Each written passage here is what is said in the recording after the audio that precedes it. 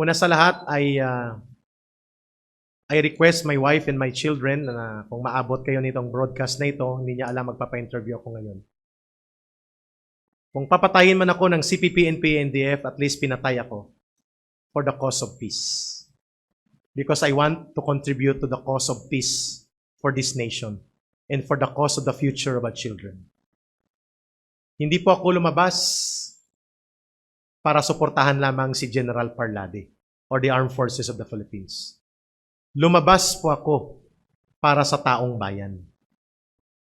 The deceptive, manipulative, and skillful, masterful lies of the CPP, NPA, NDF, and the recruitment of the different sectors, more particularly of the youth sector and students, must be put to stop. Ibig pong sabihin, lumalabas ako not because I want to support only General Parlade or the Armed Forces. Again, I will emphasize, I am coming out, risking my life, and putting the lives of my loved ones, my wife, my children, my family in Iloilo City in danger, knowing the capacity of my former organization, which I came from, the CPP, NPA, NDF. And kung nakikinig sila at nanonood ngayon, yes, I was mentioned by President Duterte in narco list in 2016. But does it mean na hindi totoo na ako'y naging bahagi ng CPP, NPA, NDF? It does not follow. Number two, if I was included in that narco list in 2016 by President Duterte, ang sagot ko is very simple. I was there because of a government project, period. That project is covered by confidentiality and security protocols. I don't need to explain to you, why am I facing here? So you want to discredit me? Sabi niyo, hindi ako credible. Paano siya naging NPA? Paano siya naging kadre? Okay, that's number one. Number two, sabi niyo, nagsinungaling yan, hindi yan galing sa UP, at hindi man yan galing sa Samasa. Kasi hindi niyo alam ang tinatawag na alias reference. Alias reference is part of cover operations. Because you blown up my cover, and you are sending out the message, Mr. Lian Porquia and Mr. Obit De Castro, you're sending out the message in behalf of the CPP, NPA, NDF, which you know and I know and we all know you belong to. Matagal ng panahon. You're sending out the message in behalf of the CPP, NPA, NDF na papatayin niyo ako at ipapapatay ako sa NPA. You think titiklop ako? Doon sa sinasabi niyong party list, titiklop ako sa sinasabi niyo nagsisinungaling ako? Baka nakalimutan niyo na ako si Jeffrey Celis, ang aking middle initial ay K. Kontrobersya. Doon ako nabuhay. Pero hindi ko ipinagkakaila sa inyo na ang ganitong buhay, nakakaya ko pang tumawa. Kasi it's better to die laughing than to die crying and begging. Hindi po ako magbe-beg sa inyo. Because what I am doing is a service to the people, the Filipino people. The youth, the parents na nabiktima ninyo, na nabiktima natin lahat. Saan ako nagsimula? I was recruited into the College Editors Guild of the Philippines, CEGP, sa West Visayas State University. So ito ba'y pipitsugin ng universidad? Kung minamaliit nyo po ang background ko at sinabi nyo na ginamit ang UP para magbigay ng credential, nagkakamali po kayo. You can check. I was twice valedictorian elementary and high school.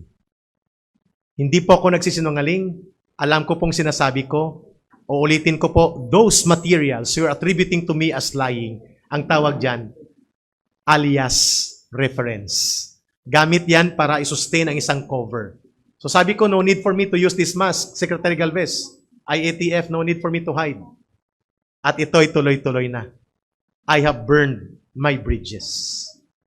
Ang hinihingi ko lang po, huwag nyo sanang idamay ang asawa at mga anak ko. With emphasis sa mga doon sa anak ko. Hindi sa wife. So malinaw tayo doon. Pangalawa po, bakit ako lumabas despite of the danger to my personal safety, to my life? Kasi kailangang matigil na ang recruitment sa kabataan. Matigil na ang pagwasak sa mga pamilya.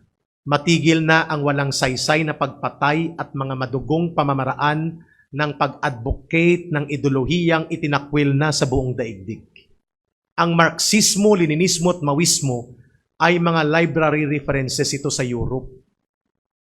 Hindi ito ginagamit para baguhin ang lipunan.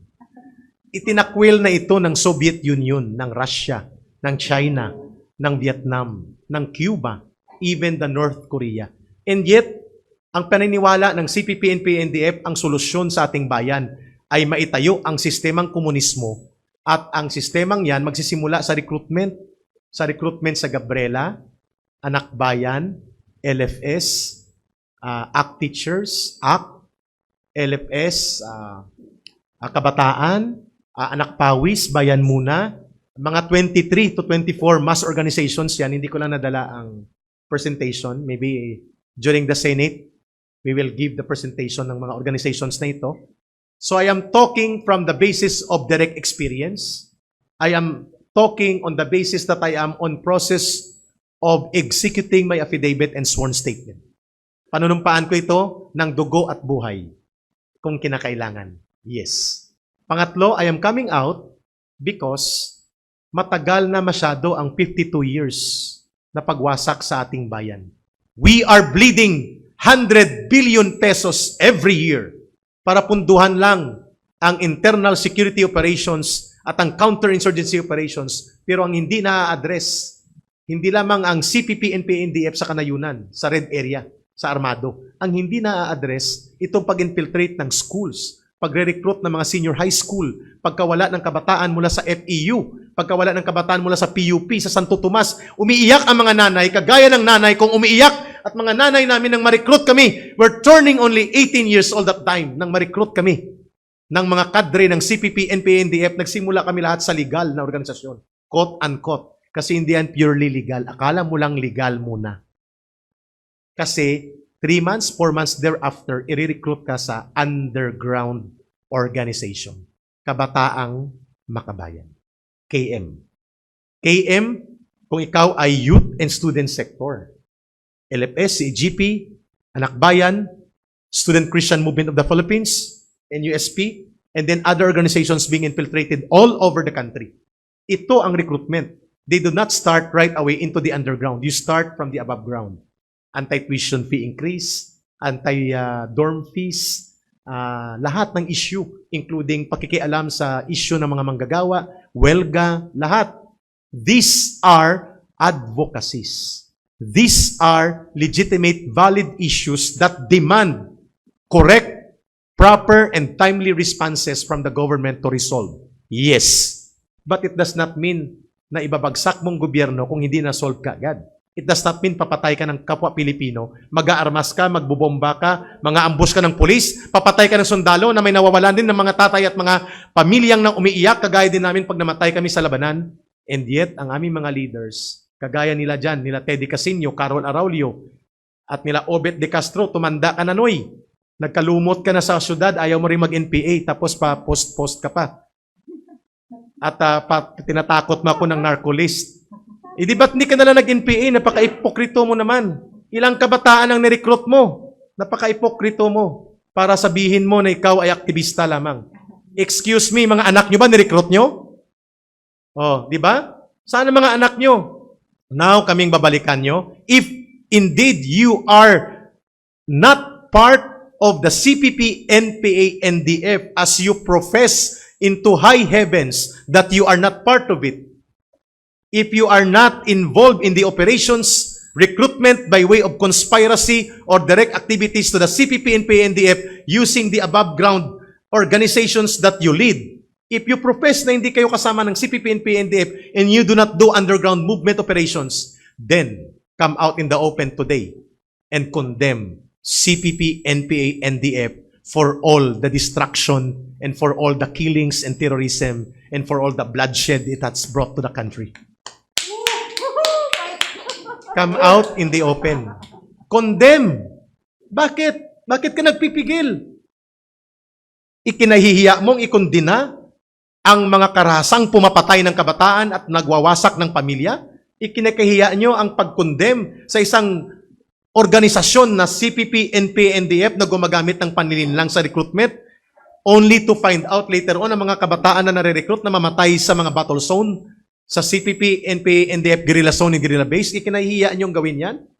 Ikinahihiya niyong kondinahin ang pagpatay kina Dato Jomar Bocales, ang pagpatay sa mga inosenteng mga IP leaders na ang kasalanan ay nakipagtulungan sa gobyerno para dalhin ang kasaganaan, kapayapaan at mga proyekto sa lugar ng mga indigenous people sa Mindanao, and yet pinapatay ng CPP, NPA, NDF in cold blood, in public eye, even at the face of their children and their wives, and yet you cannot condemn?